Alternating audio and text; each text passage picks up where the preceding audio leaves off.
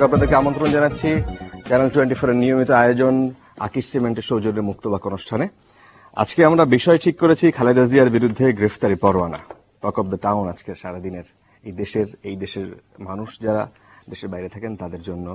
এই বিষয়ে একটি রিপোর্ট রয়েছে বিস্তারিত, যা আপনাদেরকে সহজ করবার জন্য রিপোর্টটা চালাবো। তার আগে আমরা যাদেরকে আমন্ত্রণ জানিয়েছি তাদের সাথে পরিচিত হয়ে নিই। আমাদের সাথে রয়েছেন জনাব রাশেক রহমান, তিনি সহ সম্পাদক আওয়ামী লীগ। তারপরে রয়েছেন অ্যাডভোকেট মির্জা আল মাহমুদ, তিনি যুগ্ম সাধারণ সম্পাদক জাতীয়তাবাদী আইনজীবী ফোরাম সুপ্রিম কোর্টের আইনজীবী তিনি, এবং রয়েছেন ব্যারিস্টার জ্যোতির্ময় বড়ুয়া, তিনি আইনজীবী সুপ্রিম কোর্ট। আমরা শুরুতে আমরা রিপোর্টটা দেখে আসি। জিয়া অরফানেজ ও চ্যারিটেবল ট্রাস্ট দুর্নীতি মামলায় অভিযোগ গঠনের আগ থেকেই জামিনে ছিলেন বিএনপি চেয়ারপারসন বেগম খালেদা জিয়া। অভিযোগ গঠনের পর সাক্ষ্য নেওয়া শুরু হলেও বারবারই এটি পেছানোর আবেদন করেন আসামি পক্ষের আইনজীবীরা। মাঝে পরিবর্তন হয় বিচারকের। বকশীবাজারে স্থাপিত অস্থায়ী বিশেষ আদালতে জিয়া অরফানেজ ট্রাস্ট মামলায় বুধবার সাক্ষ্য নেয়ার তারিখ ছিল, কিন্তু সকালে মামলার কার্যক্রম শুরু হলে এই দুই মামলার দুটি আবেদন উচ্চ আদালতের শুনানির অপেক্ষায় আছে এমন যুক্তিতে আবারও সাক্ষ্য গ্রহণ পেছানোর আবেদন করা হয়।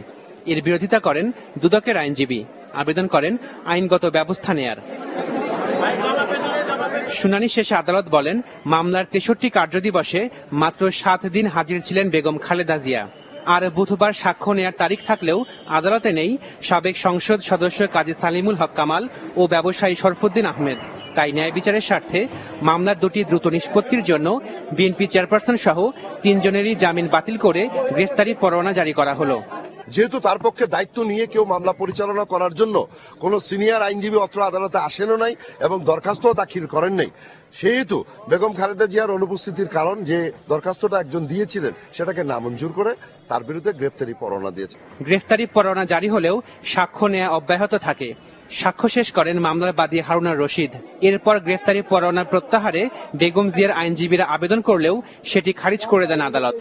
বর্তমান সরকারের বিভিন্ন সংগঠন তার জীবনের উপকে হুমকি দিচ্ছে, তাই তার পক্ষে নিরাপত্তার কারণে তিনি আসতে পারেননি।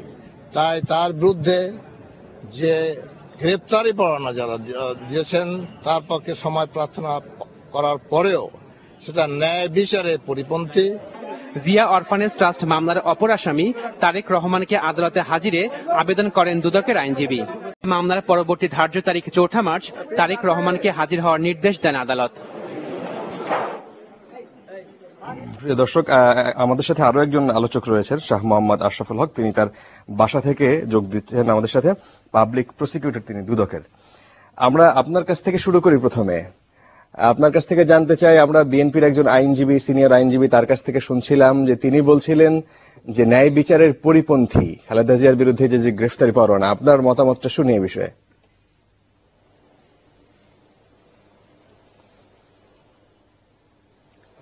দেখুন, খালেদা জিয়ার মামলাটা, এই মামলায় উনি প্রায় 67 তারিখে আদালতে হাজির হন নাই,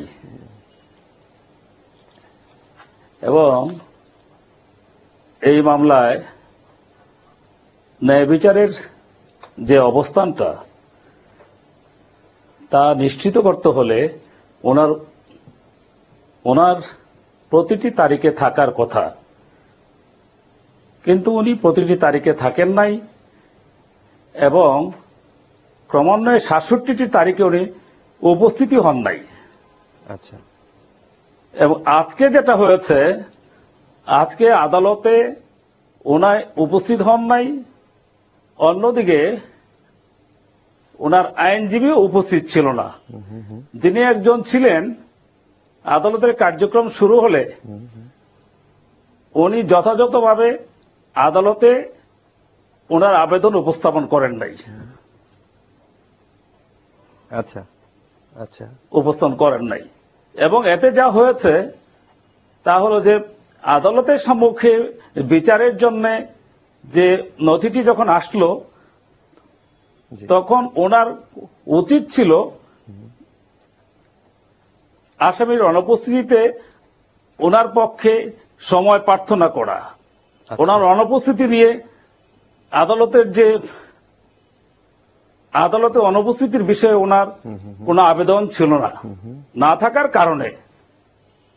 থাকার কারণে উনি আদালত যে সিদ্ধান্ত নিয়েছেন যে সাক্ষী হাজির আছে, সাক্ষী হাজির থাকলে ওনাকে অবশ্যই আসামির কাউকে না কাউকে উপস্থিত থাকতে হয়। আচ্ছা আচ্ছা, আপনার কাছে আবারও আসবো।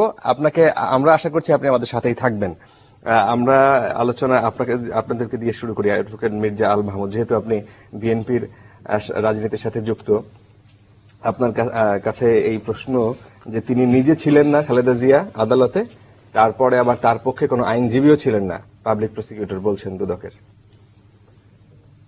ধন্যবাদ উপস্থিত সকলকে।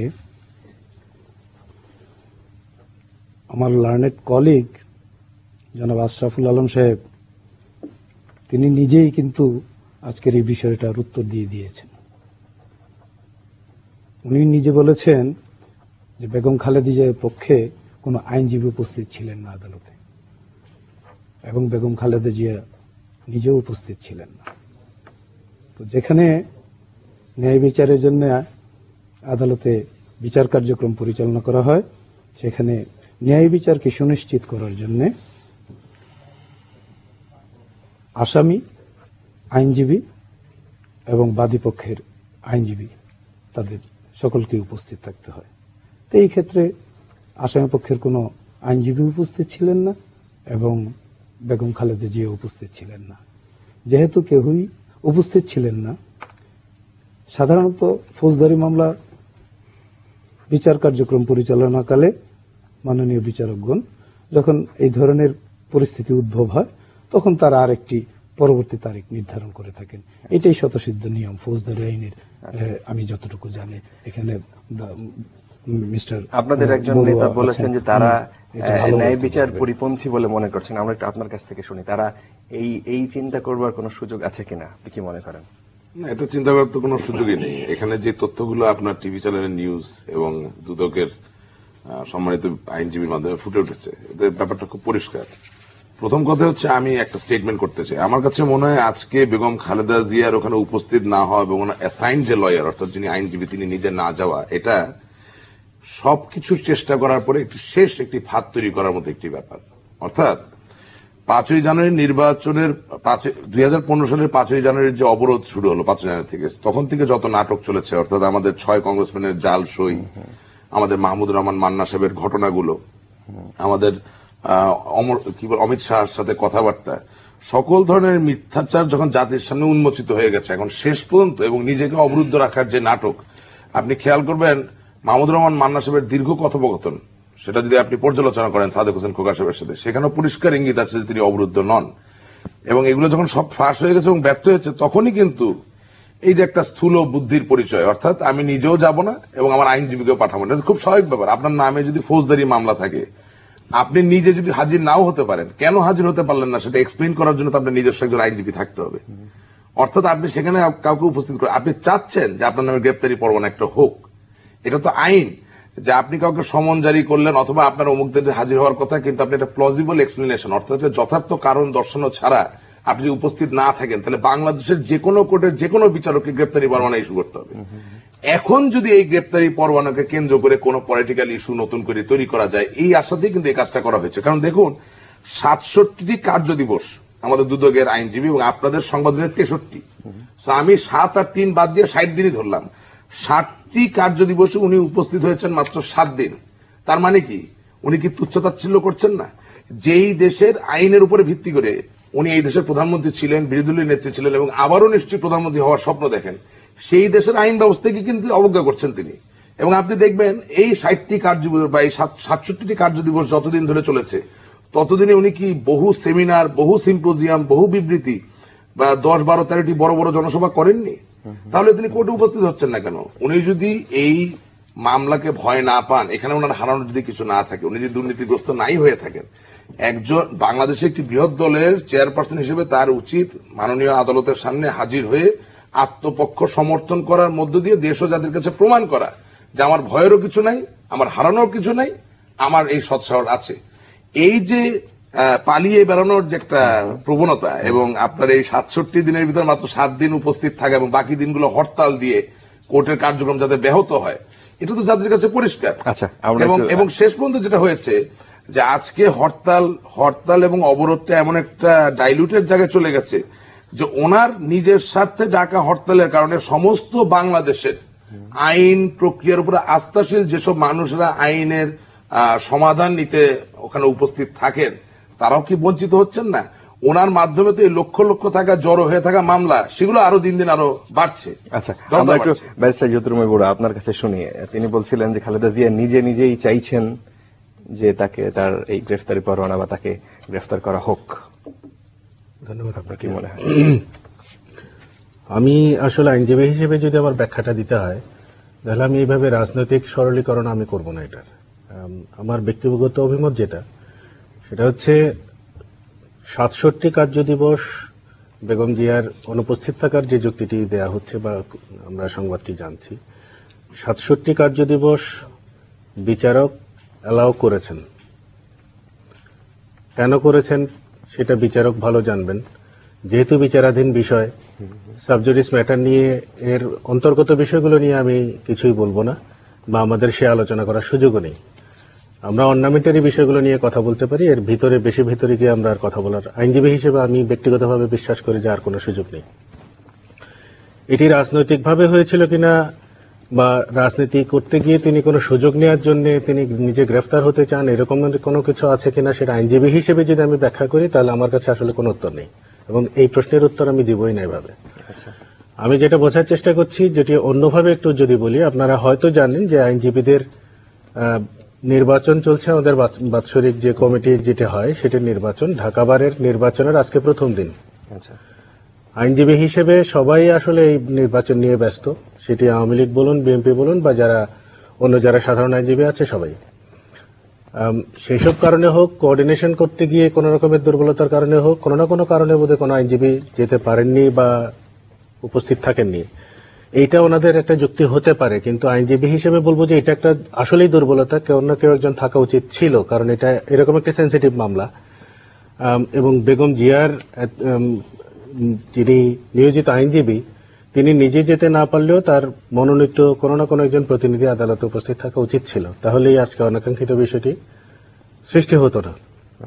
আমি এভাবে দেখার চেষ্টা করবো বিষয়টাকে। এখন এর ভিতরে কি রাজনীতি আছে, সেই রাজনীতিবিদরাই বলবে। গাফিলতি ছিল নাকি এটা অবশ্যই আমি বলবো যে যিনি নিয়োজিত আইনজীবী ছিলেন তার গাফিলতি তো অবশ্যই আছে এখানে। আমি এটাকে রাজনীতি নিয়ে দেখার চেষ্টা করবো না। এটা রাশেদ ভাইরা রাজনীতি করেন, ওনারা রাজনীতির ব্যাখ্যা রাজনৈতিক ভাবে দেবেন। আমি মোটেও রাজনীতিক কমপ্লিমেন্ট করার জন্য বলি, আমি রাশেদ রহমান আমার লয়ার গাফিলতি করতে পারে, এটা বাংলাদেশের যারা বিচার প্রার্থী আছেন যাদের কিছু না কিছু হয়রানি হয়, দাদা is senior to me, my brother is also senior, ওনারা সবাই জানেন কোনো না কোনো গাফিলতি হতে পারে, অনেক সমস্যা হতে পারে। কিন্তু বেগম খালেদা জিয়ার আইনজীবী ওনার সাথে গাফিলতি করে হাজির হবেন না, এটা যে কারোর জন্য বিশ্বাস করা বড্ড কঠিন। এটা অসম্ভবের কাছাকাছি একটা ব্যাপার। সেটাই শোনা না থাকলে, সেটাই বলছি, সাদাকে সাদা বলতে হবে, কালোকে কালো। রাশেদ রহমানের আইনজীবী আদালতে হাজির না হতে পারে, এর পেছনে কারণ কি বললাম তো, এটা একটা রাজনৈতিক ফাঁদ। উনি চাচ্ছেন শেষ খেলাটা, অর্থাৎ বাংলাদেশের মানুষ কি, বাংলাদেশের 80% মানুষ তো গ্রামে বসবাস করে। আপনি যদি তাদের রাজনৈতিক সচেতনতা, তারা অবশ্যই সচেতন, কিন্তু কথার মাঝে যে কথা থাকে, লাইনের মাঝে লাইন, ওয়ার্ডের মাঝে ওয়ার্ড, সবকিছু তো সাধারণ মানুষ সবসময় বুঝতে পারেন না, এবং এখানটা ঘোলা সিচুয়েশন বিরাজ করছে। অর্থাৎ যদি কোনোভাবে আপনি দেখাতে পারেন যে একটা গ্রেপ্তারি পরোয়ানা হয়ে গেছে এবং তাকে অ্যারেস্ট করা হলো, তাহলে সেটাকে ঘিরে একটা রাজনৈতিক অস্থিরতা তৈরি করা যেতে পারে। আর যদি তাকে অ্যারেস্ট নাই করা হয়, তাহলে আবার তিনি দেখাতে পারছেন যে দেখো আমার এতই ক্ষমতা যে আমাকে অ্যারেস্ট করা হলো না। So either way Begum Khaleda জিয়ার জন্য কিন্তু ভিক্টরি। কারণ বেগম খালেদা নিজেও খুব ভালো মতো জানেন যে তিনি সাবেক বিরোধী দলের নেত্রী বলে এমত অবস্থায় এই মামলাটির জন্য যে গ্রেপ্তারি পরোয়ানা ইস্যু হয়েছে, তার জন্য কিন্তু আর 10টা সাধারণ আসামির মতো তাকে ট্রিট করা যাবে না। She has the option to take that risk, এবং ওই রিস্কটা তিনি নিয়েছেন। এছাড়া তো ওনার কাছে আর কোনো খেলা নাই। আচ্ছা আচ্ছা, আপনার কাছ থেকে একটু শুনি। বিএনপি রাজনীতির সাথে আপনি যেহেতু যুক্ত, আপনার কথার উত্তর দিতে পারবেন যে আপনাদের যে আইনজীবী ছিলেন, এটা কি তার আসলে এই গাফিলতি কিনা? ধন্যবাদ রাশেদ রহমান ভাইকে। আমার ভাই আসল কথাটা বলে দিয়েছেন যে রাজনৈতিক ফাঁদ। আসলেই সত্য, মামলাটি কেন, কেন বেগম খালেদা জিয়ার বিরুদ্ধে এই মামলাটি করা হলো। এখন এই মামলাটির যিনি দায়ের করেছেন তিনি আদালতে সাক্ষ্য দিয়ে গেছেন। সেই সাক্ষ্যতেই উনি তার সুস্পষ্ট জবানবন্দিতে উনি বলে দিয়েছেন যে এই মামলাটি আসলে যে সত্য নয়, তার জবানবন্দিতেই উনি বলেছেন। আমি সেই জবানবন্দি থেকে একটু দুটো লাইন কোট করব, যে সেটা উনি বলছেন মামলার যে মামলা দায়েরকারী যে কর্মকর্তা দুদকের, তিনি বলছেন অডিট না করে নাম সর্বস্ব জিয়া অরফানেজ ট্রাস্টের নামে উক্ত হিসাবে অব্যাহত রাখা হয়। 12/4/2006 সময়ে সুদ আসলে 100 টাকা হয়। তো উনি কিন্তু তার জবানবন্দিতে বলে দিয়েছেন যে টাকাটা অব্যয়িত, টাকাটা আছে। প্রধানমন্ত্রী হিসেবে উনি টাকাটা কোথাও স্বাক্ষরও করেন নাই, কোথাও টাকাটা ট্রান্সফারও হয় নাই, সেটা অব্যয়িত আছে, অব্যয়িত আছে। তো সেই অব্যয়িত মামলাটা এখন আমার কাছে প্রশ্নটা ছিল যে আপনাদের উপস্থিত ছিল নিয়ম অনুযায়ী সে সময় আবেদন করেছে। আমি ভাইয়ের কথাটা উত্তর দিতে হবে, যেহেতু উনি বলেছেন রাজনৈতিক ফাঁদ। তো এই রাজনৈতিক ফাঁদ দেখুন, এই মামলাটি যখন করা হয়েছিল সেটা 111 সময়, সেই মামলা সেই সময়কার যে সকল মামলাগুলো মাননীয় প্রধানমন্ত্রীর বিরুদ্ধে দায়ের করা হয়েছিল সেইগুলো কিন্তু এখনো আর নাই, সেগুলো তারা তাদের সুবিধা মতো সময়ে সেগুলো শেষ করিয়ে নিয়েছেন। আমি শুনবো, আমাকে একটু বলতে দিন। হ্যাঁ, এখন আপনার যে প্রশ্নটা আইনজীবী উপস্থিত ছিলেন না, সেখানে কোন রকম ইয়ে ছিল না, এই বিষয়ে জ্যোতির্ময় বড়ুয়া দাদা উত্তরটা দিয়ে দিয়েছেন। কি উত্তরটা? আজকে ঢাকা বারের নির্বাচন, সেই ঢাকা বারের একটা আদালত, সেই আদালতে সমস্ত আইনজীবীরা আজকে যেখানে নির্বাচনই সারা দেশের মানুষের মুখে, এই নির্বাচন নিয়ে এত কিছু হচ্ছে। দুদকের আইনজীবী তো ছিল, আর খালেদা জিয়ার মামলা যেটা বলছিলেন যে বেগম খালেদা জিয়ার আইনজীবী তিনি উপস্থিত থাকবেন না, এরকম কোন না, তার থেকে বড় কথা আমি আসতেছি সেই নির্বাচন, সেই আজকের যে নির্বাচন, এটি কি আইনগতভাবে কোনোভাবে কোন আদালতের বিচারককে রিকগনাইজ করার কথা? আজকে কি বন্ধ ছিল কোর্ট? আইনে কথা বলা আছে কোর্ট বন্ধ না থাকলেও একটা কার্টিসি আছে, রাখেন। অর্থাৎ ওনার লয়ার কিন্তু জানেন আগের থেকে যে আজকে কোর্ট বসবে, যদি না জানতেন তাহলে একটা কথা। আচ্ছা আচ্ছা, এখন আমাদের আমাদের একটা বিরতির সময় হয়েছে, আমরা একটা বিরতির পরে এসে নিশ্চয়ই আরো বিস্তারিত আলোচনা করবো। আপনি আমাদের সঙ্গেই থাকুন। দর্শক, আমরা ছোট্ট একটা বিরতির পর আবার ফিরে আসছি আলোচনা, আশা করি আপনাদেরকে সঙ্গে পাবো।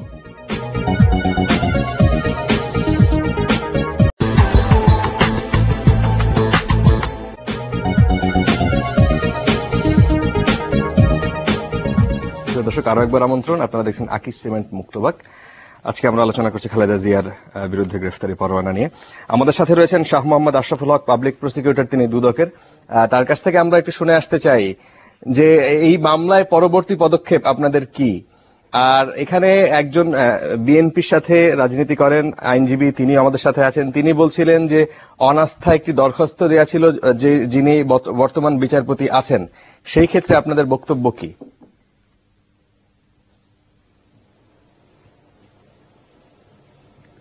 আগে এটা বলি যে অনাস্থার দরখাস্ত ওনাদের আগেও ছিল। যখনই কোনো বিচারপতি নতুন আসেন, প্রথম তারিখে দ্বিতীয় তারিখেই ওনারা সেই বিচারপতির বিরুদ্ধে অনাস্থা দরখাস্ত দিয়ে বসেন। ওনারা আসলে কোন বিচারপতির প্রতি ওনাদের আস্থা বা বিশ্বাস আছে বলে আমার মনে হয় না। কাজেই সেই ব্যাপারে হাইকোর্টে ওনারা আপনার 526 দ্বারা ওনারা সেখানে চেষ্টাও করেছেন, কিন্তু ইনফ্যাক্ট ওনাদের সেরকম কোন গ্রাউন্ডস আসলে ওইভাবে থাকে না। ওনারা কেবলমাত্র বিচারটাকে প্রলম্বিত করার জন্য, অথবা বিচারটাকে পাশ কাটানোর জন্য, অথবা বিচার রাজনৈতিকভাবে যেন বিচারটাকে অন্য খাতে প্রবাহিত করা যায় সেইটার চেষ্টা চালিয়ে যাচ্ছেন। কাজেই এই বিষয়ে আমার বক্তব্য এই যে ওনারা আসলে প্রকৃতপক্ষে কোন জজ সাহেবের প্রতি নো কনফিডেন্সের যেটা ওনারা বলছেন সেটাও একটা বাহানা মাত্র। একবার তো চেঞ্জ করা আর পরবর্তী পর্যায়ে আসলে এখন তো আদালত সাক্ষী নেবেন, পরবর্তী সাক্ষীগুলো নেবেন, আর এনারা যদি সারেন্ডার করে আত্মসমর্পণ করে জামিন নেন তাহলে ওনারা সাক্ষী জেরা করবেন। আর আজকে যেটা ওনারা ভুল করেছেন সেটা হলো যে 540 দ্বারা যদি ওনাদের আইনজীবী ফৌজদারি কার্যবিধির বিধান মতে দরখাস্ত করতেন তাহলে মাননীয় বিচারকের একটা সুযোগ ছিল, সেই ক্ষেত্রে ওনাদের দরখাস্ত মঞ্জুর করে ওনাদের আইনজীবীকে সাক্ষী জেরার সুযোগ দিতে পারত। এরকম একটা ব্যবস্থা সাধারণত আমরা সব আইনজীবী নিয়ে থাকি। অনেক সময় আমাদের আসামির অনেক কারণে আসতে পারে না, সেই ক্ষেত্রে আইনজীবীর দায়িত্ব থাকে, সেই দায়িত্ব ওনাদের আইনজীবীরা পালন করেন নাই। এটা হলো মোট কথা। 2015-তে 540 ধারার একটা দরখাস্ত পেন্ডিং আছে, কিন্তু ইতিমধ্যে যে জিনিসটা এসছে যে মাননীয় বিচারকের প্রতি যখন বিচার প্রার্থী অনাস্থা আবেদন দেন তখন ন্যায় বিচারের স্বার্থে সেই মাননীয় বিচারক বিচার কার্যক্রম থেকে বিরত থাকেন। যেহেতু এই মামলাটি একটি বিচারকের প্রতি অনাস্থার দরখাস্ত দেয়া আছে, সেই দরখাস্তটি বর্তমানে হাইকোর্ট বিভাগে, মাননীয় হাইকোর্ট বিভাগে সেই মামলাটা পেন্ডিং আছে। সেই মামলার আইনজীবী জনাব ব্যারিস্টার এম মাহবুদ্দিন খোকন। তো সেই মামলাটা এখনো কিন্তু নিষ্পত্তি হয় নাই, সেই আবেদনটা। তো এই অবস্থায় যে দেশের বর্তমান যে রাজনৈতিক প্রেক্ষাপট এবং বিগত দিনে বেগম খালেদা জিয়া যখন আদালতে গিয়েছেন তখন তার গাড়ি বহরের উপর হামলা হয়েছে, সেটা সমগ্র দেশবাসী প্রত্যক্ষ করেছে। এবং এই অবস্থায় যে আজকে উনি যান নাই, তার নিরাপত্তা জনিত কারণটা ছিল সবচেয়ে বেশি। আপনারা নিরাপত্তা দেন, যাওয়ার নিরাপত্তা দেন, এখন যাবেন কিভাবে? উনি তো অবরুদ্ধ, ওনাকে খাওয়া দেওয়া হয় না, পানি দেওয়া হয় না, ইলেকট্রিসিটি দেওয়া হয় না, ওনাকে মানে সূক্ষ্মভাবে মাননীয় মন্ত্রী মহোদয়গণ যে আপনাকে ধন্যবাদ জনাব শাহ মোহাম্মদ আশরাফুল হক, আপনাকে ধন্যবাদ। আমরা এখানে যারা আলোচক আছে তাদের কথা শুনে আপনাকে অনেক ধন্যবাদ আমাদের সাথে যোগ দেওয়ার জন্য। আপনাদের কাছ থেকে শুনে, এই যদি বেগম জিয়াকে গ্রেফতার করাই হয় সেই ক্ষেত্রে দেশের যে বর্তমান রাজনৈতিক পরিস্থিতি আপনি কি মনে হয়? আই এম সরি, আপনি ডিসকাশন থেকে অনেক বড় জায়গায় নিয়ে গেছেন। As a citizen of this country I have a responsibility. আপনার টিভির মাধ্যমে বাংলাদেশের মানুষ বিভ্রান্ত হবে এবং আমাদের জুডিশিয়াল সিস্টেম সব প্রশ্নবিদ্ধ হয়ে থাকবে, এটা আমি হতে দিতে পারি না। They are learned lawyers, although I am not a lawyer, but আমার কমন সেন্স যতটুকু বলে, কারণ at the end of the day law তো কমন সেন্স এবং জুরিসপ্রুডেন্সের উপর প্রিভেল করে। এর জন্য খুব যে আপনার বিশেষজ্ঞ হতে হবে তা না। প্রথম কথাই হচ্ছে, আপনার টিভি চ্যানেলের যে প্রতিবেদন আজকে দেখানো হয়েছে ওয়ারেন্ট ইস্যু করার ব্যাপারে, সেখানে ব্যারিস্টার মাহবুব হোসেন সাহেব, রাইট, উনি কিন্তু একবারও উনি যে 540 ধারায় দরখাস্ত করার কথা বলছেন সেটা উল্লেখ করেন নাই। এক, অর্থাৎ ওনার এই কথাটা গ্রহণযোগ্য না। দুই, আমাদের দুদকের আইনজীবী সাহেব ক্যাটাগরিক্যালি বলেছেন 540 ধারার যে দরখাস্ত করেছেন সেটা হাইকোর্টের মাননীয় বিচারক মহোদয় তার ভিতরে কোনো মেরিট পান নাই, and that was rejected. 526 I am sorry, because I am not a lawyer, ভুল হয়ে গেছে, কিছু মনে করবেন না। 2 নম্বর, তিনি আরেকটা কথা বলেছেন যে যতবারই ডেট পড়ছে ততবারই ইচ্ছা করে এই যে বিচারক চেঞ্জ করার যে একটা নাটক, এই নাটকটা সাজানোর জন্য এই দরখাস্ত বারবার দেওয়া হচ্ছে। একটা জায়গায় গিয়ে তাকে শেষ হতে হবে। বলছিলেন যে শুরুতেই না করবেন, প্রথম আর দ্বিতীয় কার্যদিবসে সেটা। 2 নম্বর হচ্ছে, আচ্ছা 2 নম্বর হচ্ছে মির্জা ভাই যেহেতু একজন লার্নেড লয়ার, উনি জানেন যে চলমান কোন মামলা অর্থাৎ সাব জুডিস ম্যাটারে উনি মামলার মেরিট নিয়ে কোনো কথা কোথায় বলতে পারেন না এক্সেপ্ট দ্য কনসার্নড বিচারক। এই যে উনি একটু আগে 2টি লাইন পড়ে শুনলেন, এই 67 দিনের প্রসিডিং এ যা যা পাওয়া গেছে, মাত্র 2টি লাইন পড়েছেন, পাবলিক রেকর্ড, সেটা কিন্তু সম্পূর্ণভাবে কন্টেম্প্ট অফ কোর্ট হিসেবে নেওয়া যেতে পারে। কারণ উনি এখানে বসে থেকে স্বাধীন সার্বভৌম বাংলাদেশের একজন বিচারকের অধীনে থাকা আদালতের প্রক্রিয়ার প্রশ্ন তুলছেন 2টি লাইনের কথা উল্লেখ করে, which he cannot do। এটা উনি জানেন, এর দায় নিশ্চয়ই টেলিভিশন চ্যানেল নেবে না, বাট ওনাকে নিতে হবে আইনজীবী হিসেবে, তিনি জানেন। 1, 2 নম্বর হচ্ছে ওনার কাছে আমার প্রশ্ন, বেগম খালেদা জিয়া অরফানেজ ট্রাস্টের, আমি অফলাইনে ওনাকে জিজ্ঞেস করছি, উনি যে ট্রাস্টি হয়ে থাকেন, উনি এখানে একটা কথা বলেছেন অডিট না করে। একজন ট্রাস্টি যারা থাকবেন, একটা ট্রাস্টের অডিট না করা itself is a crime. আর কিছু লাগে না, ওই 2 লাইনে বলে আপনি আপনার পছন্দসই 2টি লাইন পড়েছেন। এই লাইন 2টি কার আমরা জানি না, এই নথি আমাদের কাছে নাই, সামনে যারা দর্শক আছে তারাও জানেন না। বাট আমি এতটুকু বলতে পারি, কোন ট্রাস্টি যদি ওই ট্রাস্টের অডিট না করা, সেটিও একটি আইনের ব্যত্যয় বটে। সেটা কত ধারায় পড়ে কি পড়ে সেটা আইন সম্পর্কে আমি নিজেও খুব ভালো জানি না, দর্শকদের বেশিরভাগই শুনে নেন। আইন প্রাইভেট লিমিটেড কোম্পানিও যখন আপনি পরিচালনা করবেন, সেটা যদি আপনি অডিট না করেন নিয়মিত, সেটার জন্য সেকশন আছে যেটার অধীনে একজন পার্টনার আরেকজন পার্টনারকে মামলা করতে হবে। হ্যাঁ, এখন আমার যে প্রশ্নটা ছিল সেটা মানুষ যে কারণে উদ্বিগ্ন, যে পরিস্থিতি সারা দেশের, আপনার কি মনে হয় যে বেগম, আমরা একটু আইনের বাইরে আসি, যে বেগম জিয়াকে যদি গ্রেফতার করা হয় দেশের রাজনৈতিক পরিস্থিতির কোনো পরিবর্তন হবে, ইতিবাচক অথবা নেতিবাচক? দেখুন, সেটা তো হবেই। আপনি স্বীকার করুন আর নাই করুন, বিএনপি তো একটি বৃহৎ রাজনৈতিক দল। তাকে তো আমি চাইলেই আজকে সাথে সাথে সেটা সেট করে বলতে পারবো না যে বিএনপি আজকে নেই, বিএনপি হারিয়ে গেছে। এই ধরনের পলিটিক্যাল রেটরিক গুলো আমরা শুনি, কিন্তু বেগম জিয়া যদি গ্রেফতার হন তাহলে সেটার তো একটা পলিটিক্যাল ইমপ্লিকেশন তো আছে। এক ধরনের সাধারণ মানুষের কাছের রাজনৈতিক দল হিসেবে আমরা যে দুটো রাজনৈতিক দলকেই মনে করি বা যাদের সবচাইতে বেশি সমর্থক আছেন, তাদের মধ্যে একটা আওয়ামী লীগ আর একটি বিএনপি, বাকি দলগুলো তো খুবই মাইক্রোস্কোপিক। এখন এই দুটো দলেরই গ্রাম পর্যায় থেকে শুরু করে সারা দেশে বিস্তৃত তাদের নেটওয়ার্ক, তাদের পলিটিক্যাল ফ্রেমওয়ার্ক গুলো আছে, সেখানে এক ধরনের বিরূপ প্রভাব পড়তে পারে বলে আমার ধারণা। কিন্তু সেটি বলার পাশাপাশি এটি আসলে আইনগত যে পরিস্থিতি চলছে সেটা কি থামবে নাকি মনে হয় যে আরো উস্কে যাবে? সেটা থামবে বলে আমি ব্যক্তিগতভাবে মনে করি না। আমার মনে হয় যে স্কেলেট করতেই পারে, স্কেলেট করার সম্ভাবনাটাই বেশি। কিন্তু সেটি হচ্ছে একজন সাধারণ নাগরিক হিসেবে আমার স্পেকুলেশন। এখন আইনজীবী হিসেবে যদি বলি, এটাকে আসলে এক্সকিউজ হিসেবে ভাবাটা, আইনি প্রক্রিয়া যেখানে চলছে সেখানে সেটি কোন ধরনের রাজনৈতিক ভাবে যদি, সরকার তো অলরেডি কঠোর অবস্থানে, হ্যাঁ কঠোর অবস্থানে, এটার এই বক্তব্যগুলো যেটা আমাদের লার্নেড পাবলিক প্রসিকিউটর দুদকের তিনিও যেটা বললেন, এবং লার্নেড ফ্রেন্ড রাশেক ভাইয়া যেটা বললেন, সেটাতেও একটা জিনিস খেয়াল করবেন, কমন জিনিস। আমরা এই আইনগত প্রক্রিয়াগুলোর যখনই কোনো আলোচনায় বসি, পরোক্ষভাবে একটা বিষয়কে কিন্তু আমরা সাপোর্ট দিই, সেটা হচ্ছে এই রাজনৈতিক প্রক্রিয়াটাকে ব্যবহার করে রাজনৈতিক বা ব্যক্তিগত ফায়দা হাসিল করার এক ধরনের লেজিটিমেসি আমরা দেওয়ার চেষ্টা করি। সেটি বিরোধী পক্ষ থেকেও যেরকম, সেটি সরকারের পক্ষ থেকেও তাই। মাঝখানে সাফারার কিন্তু আমরাই। এই লিগাল সিস্টেমটা যেমন সাফারার হচ্ছে, লিগাল সিস্টেমের প্রতি উনি যেরকম খুব উচ্চ স্বরে বললেন যে লিগাল সিস্টেমের এই ডিগনিটিটাকে আমাদের আপহেল করতে হবে, সেটি কিন্তু মুখে যতটা বলছেন, কাজের বেলায় কিন্তু ততটা আমরা দেখি না। আবার এই বিরোধী শিবির থেকে যখন ওই একই প্রক্রিয়া, আজকে যদি আপনি, আমার কাছে একটি জাতীয় দৈনিকের খবর আছে, বিএনপি চেয়ারপারসনকে যদি গ্রেফতার করা হয় তাহলে সেটা সরকারের পতনকে ত্বরান্বিত করবে বলে হুঁশিয়ারি উচ্চারণ করেছে বিএনপির একটি বিবৃতি। এই যে বিবৃতি, এটাও কিন্তু ওই যেটা বলছিলাম যে জুডিশিয়াল প্রসেসটাকে তাহলে আপনি কি করছেন, তাহলে আপনি জিম্মি করছেন জুডিশিয়াল প্রসেসটাকে। এই জুডিশিয়াল প্রসেসটাকে সমস্ত কিছু বিতর্ক, সমস্ত রকমের পলিটিক্স, এইসব জায়গাগুলো থেকে যতদিন পর্যন্ত না আমরা আলাদা করতে শিখবো, সেটা সরকারের তরফ থেকেও যেরকম, বিরোধী রাজনৈতিক শিবির থেকেও যেটা বলা হচ্ছে, ওনারাও যেটা বলেছেন, যেটা আপনি একটি জাতীয় দৈনিক পত্রিকায় দেখবেন বিএনপির পক্ষ থেকে বলা হয়েছে, এটা সরকারের নির্দেশে এই গ্রেফতারি পরোয়ানাটা, রাজনৈতিক উদ্দেশ্যে এই গ্রেফতারি পরোয়ানাটা। আমরা আবারও ফিরবো ফোনে, আমাদের একজন দর্শক কিভাবে আমরা আসছি, হ্যালো, কে বলছেন, কোথা থেকে? একটু বলতে হবে।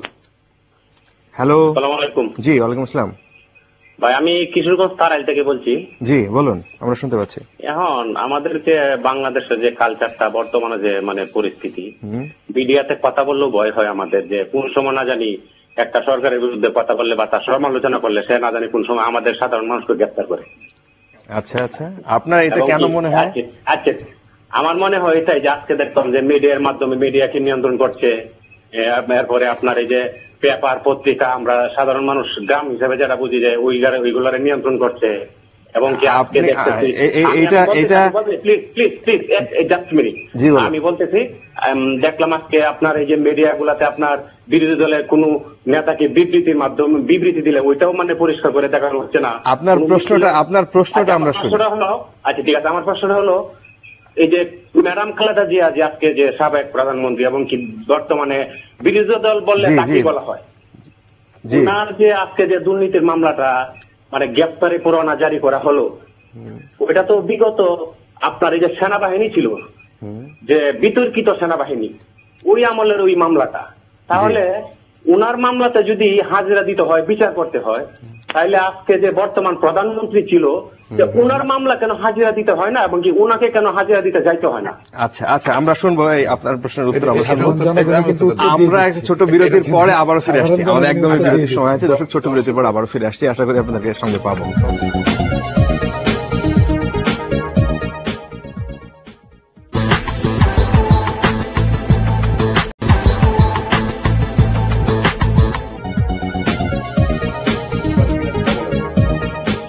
প্রিয় দর্শক, আরো একবার আমন্ত্রণ। আকিস সিমেন্ট মুক্তবাগ আপনারা দেখছেন চ্যানেল 24 এর পর্দায়।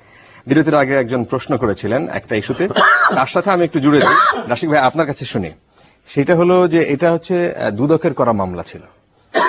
দুদক যদিও সরকারের ওইভাবে বলা যায় না, আলাদা একটি প্রতিষ্ঠান, স্বাধীন, কিন্তু দুদক কতটা আস্থা অর্জন করতে পেরেছে মানুষের? জি না, দুদক করেছে, দুদক কতটা আস্থা তৈরি করতে পেরেছে এটার উত্তর খুব সহজ।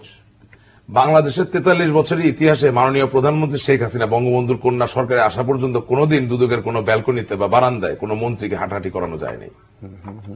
এবং এই 43 বছরের ইতিহাসে বাংলাদেশ আওয়ামী লীগের সরকার ছাড়া কোনোদিন দুদকের বারান্দায় কোন এমপি মহোদয়কে হাঁটাহাঁটি করানো যায় নাই। কিন্তু হাঁটাহাঁটি এবং না অনেক এমপি জেলেও গেছেন। শুনেন, আমি আপনার কথা বলি, দিজ আর অল অ্যানথ্রোপোসেন্ট্রিক ম্যানেজমেন্ট। 2+2=4 হবে আপনার খাতায়, জীবনের খাতায় কিন্তু 2+2=4 হয় না, 5 হয়, 6 হয় না, 3ও হয়। যেই দেশে দুদক নামে কোনো জিনিসই ছিল না, যেই দেশে অকপটে একজন মাননীয় এমপি বা মন্ত্রী যা ইচ্ছা তাই করতে পারছে, যেই দেশে বিদ্যুতের কানেকশন ছাড়া খাম্বা বসানো যাইতো, বিদ্যুতের তার নাই, বিদ্যুৎ তৈরি নাই, কিন্তু খাম্বা বসানো যায়, টাকা নিয়ে যাওয়া যায়, যেই দেশে রোহিঙ্গা শরণার্থীরা ঘূর্ণিঝড়ের পতিত হওয়ার পরে তাদের জন্য যে টিন কেনা হবে, ministry of relief and rehabilitation, সেই টিনের থেকেও যে কমিশন খাওয়ার ইতিহাস জনাব তারেক জিয়া, যাকে নিয়ে ওই মামলা, এই যে জিয়া অফারেস্টাস, সেই যে ইতিহাস, আমি আপনাকে বলি, কোন দিন বাংলাদেশের মানুষ আশা করতে পারে নাই যে এমন একটা দুর্নীতি দমন কমিশন তৈরি হবে যে বাংলাদেশের একজন অবস্থাপন্ন ব্যক্তিকে নোটিশ বা সমন জায়গায় ডাকিয়ে নিয়ে আসতে পারবে। অফকোর্স উন্নয়নের, ভালো করার না, কিন্তু আপনি বলছিলেন যে মন্ত্রীরা দুদকের বারান্দায় আসে নাই, দুদক কিন্তু আবার তাদেরকে সার্টিফাইড দেওয়া ছাড়া আর কিছু করে নাই। No, that's not correct. আমি আপনাকে পরিষ্কার করে দিচ্ছি, দ্যাট ইজ নট কারেক্ট। তারা অ্যাসেসমেন্ট করছে, সবই করছে, এবং তাদের যাওয়া আসা, তাদের প্রবণতা সবকিছু। কারণ আমি কোনো অভিযোগ প্রমাণ করতে পারি না। আমি খুব সহজ একটা কথা বলছি, আপনার সহজ একটা উদাহরণ দিচ্ছি। থমাস মেসিরেক নামে একজন বড় পলিটিশিয়ান ছিলেন, হি ওয়াজ এ প্রেসিডেন্ট, কোন দেশের ভাই আমি ভুলে গেছি, আমি ক্ষমা প্রার্থী, বাট উনি একটা কথা বলছিলেন, every democracy has its faults because the people in it, they have faults too. 43 বছর ধারাবাহিকতার কথা এই কারণে বলেছি যে আমাদের দেশের গণতন্ত্র, গণতান্ত্রিক প্রক্রিয়া, আইন প্রক্রিয়া সব জায়গায় কম বেশি ভুল ত্রুটি আছে। আচ্ছা, জ্যোতির্ময়, আপনার কাছ থেকে শুনি একই প্রশ্ন, যে দুদক কতটা আস্থা অর্জন করতে পেরেছে মানুষ? যতটা জোরের সাথে রাশিক ভাই বললেন, আমি আসলে অতটা জোরের সাথে বলতে পারছি না, দুঃখিত। কারণ আমি যেটা সাধারণ মানুষ হিসেবে যেটা দেখছি, সুন্দরবন নিয়ে যেসব দুর্নীতিগুলো হচ্ছে, এই এনটিপিসি কে লক্ষ লক্ষ কোটি কোটি টাকার বিনিময়ে তাদেরকে যে কাজগুলো পাইয়ে দেওয়া হচ্ছে, ক্যাশ ক্ষেত্রগুলো যে ইজারা দেওয়ার ক্ষেত্রে যে দুর্নীতিগুলো হচ্ছে, আজকে 14,000 কোটি টাকা আমাদের সরকারের ক্ষমতাসীন লোকগুলো যে দেশের বাইরে পাচার করে দিল, এগুলো নিয়ে কিন্তু কোনো মামলা মোকদ্দমা তো দূরে থাকে, এগুলো নিয়ে দুদকের কোনো উচ্চবাচ্য আমরা শুনছি না।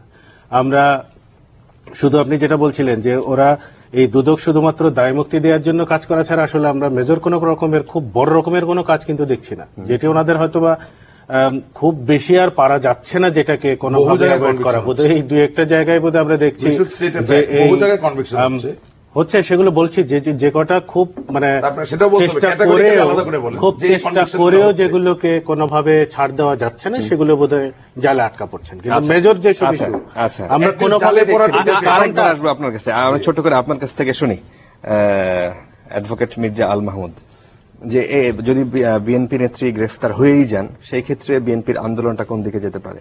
আমি এই প্রশ্নটার আগে, আজকে আপনার দলের যুগ্ম মহাসচিব বিবৃতি দিয়েছে কিছুক্ষণ আগে, আমি দেখে আসলাম। আমি সেটার আগে বড়ুয়া দাদা এবং রাশিক ভাই যে দুদক নিয়ে বললেন, আসলে দুদক তো একটা কাগজে বাঘ, যেমনটি বর্তমান অবৈধ সরকার, ঠিক একই অবস্থা দুদকের। তো এই দুদক কিন্তু না, যেমনটি বর্তমান অবৈধ সরকার আর মিলল না। আচ্ছা, মিলছে কিনা সেটা জনগণই বিচার করে দেখবে। জনগণ কিন্তু মোটেও বোকা না, জনগণ বুঝে। আমরা এখানে কি বলছি, আমি তো জনগণই আমার প্রশ্নের উত্তর দিয়ে দিচ্ছে, দাদা দিচ্ছে, আপনি দিচ্ছেন, উনি নিজেই দিয়ে দিচ্ছেন, তা আমি চুপচাপ বসে আছি। আমার ছাড়া তো আর কিছু করার নাই, শান্তিপূর্ণ ভাবে বসে থাকা উচিত। হ্যাঁ, কারণ আমরা শান্তিতে এখন পরিস্থিতি কোন দিকে যাচ্ছে আপনার? এখন যে পরিস্থিতি যাচ্ছে, যে বরাবরই এই সরকার বিচার ব্যবস্থার উপর তাদের প্রভাব বিস্তার করে তাদের শাসন আমলটাকে তারা প্রলম্বিত করার চেষ্টা করেছে। এই যে বিচার বিভাগের উপর যেভাবে প্রভাব বিস্তার করে চলেছে একের পর এক, আজকে বিচার ব্যবস্থাটা কোথায় এসে দাঁড়িয়েছে? আজকে বিচার ব্যবস্থার প্রতি যেটা মানুষের শেষ ভরসার আশ্রয়স্থল, সেই জায়গাটা আজকে দাদা অত্যন্ত ভালোভাবে জানবেন জিনিসটা, যেখানে কি অবস্থাটা হচ্ছে, আজকে বিচার বিভাগ কোন জায়গায় এসে দাঁড়িয়েছে, বিচারপতি মাননীয় বিচারপতিগণের প্রতি মানুষের যে আস্থার জায়গাটা, সেটা ক্রমেই কমে আসছে, যেটা হওয়া উচিত নয়। আর আরেকটা বিষয়, যে এই যে যখন বিচার আদালতের প্রতি মানুষের আস্থা থাকে, আপনার মতামত নিজের, এটা আমার না, এটা যে কোনো একজন সাধারণ মানুষের কাছে আপনি পাচ্ছেন না, যেখানে বিচার কার্যক্রম মাননীয় প্রধানমন্ত্রীর বিরুদ্ধে মামলাগুলো ছিল, সেই মামলাগুলো কোথায় গেল? সেই মামলাগুলো কোথায়? বেগম খালেদা জিয়ার বিরুদ্ধে সেই মামলাগুলো এখনো চলে। তাহলে যে রাজনৈতিক উদ্দেশ্যটা, সেই উদ্দেশ্যটাকে যে প্রশ্নটা রাজনৈতিক উদ্দেশ্য করেছিল খুব ছোট করে। ভাই, কিশোরগঞ্জের সম্মানিত দর্শক ভাই আমার, আপনার নামটা আমি জানতে পারিনি, আমি দুঃখিত। আসসালামু আলাইকুম। আপনার প্রশ্নটি অসম্ভব প্রাসঙ্গিক। বাংলাদেশ সরকার যদি গণমাধ্যমকে স্বাধীনতা না দিত, আপনি যে প্রশ্নটি করেছেন লাইভ টেলিভিশনে, সেই প্রশ্নটি আপনি করতে পারতেন না, 1 নাম্বার। 2 নাম্বার, সম্পাদক পরিষদ আজকে যে বিবৃতি ছাপিয়েছে পত্রিকায়, ভাই আপনি কথা বলতে দেবেন না?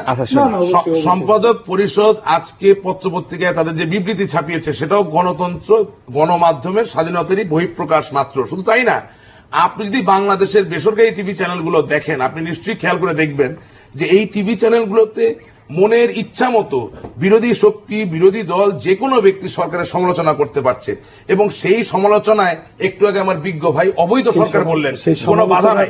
শুধু তাই না, উনি নিজে একজন আইনজীবী হওয়া সত্ত্বেও, আইন পেশায় নিয়োজিত থাকা সত্ত্বেও বিচারকদের প্রশ্ন নিয়ে প্রশ্ন তুলতে পারলেন। নট অনলি দ্যাট, ফ্যাসিবাদী, অগণতান্ত্রিক, অবৈধ, স্বৈরাচারী সকল শব্দই খুব সহজে ব্যবহার করা যাচ্ছে। সুতরাং মুক্ত মনের মত প্রকাশে বাংলাদেশ সরকার, জননেত্রী শেখ হাসিনা সরকার কোন রকম কোনো বাধা দেননি, বাধা দিবেন না। ওকে, থ্যাংক ইউ। আমরা একটু আপনার কাছে ছোট্ট করে শুনি 30 সেকেন্ডে, আমরা কোন দিকে যাচ্ছি, মানুষ শুনতে চায় আমাদের কাছে। আমি আসলে শুধু এই দুর্নীতির বিষয়টাকে নিয়ে যদি ধরি, আমি এর আগেও আপনাদের একটা অনুষ্ঠানে বলেছিলাম, সেটা হচ্ছে দুর্নীতির যে মামলাগুলোর বিচার আমরা দেখি, সেখানে আসলে দুর্নীতি এলিমিনেশন করার কোনো টার্গেট কখনোই থাকে না।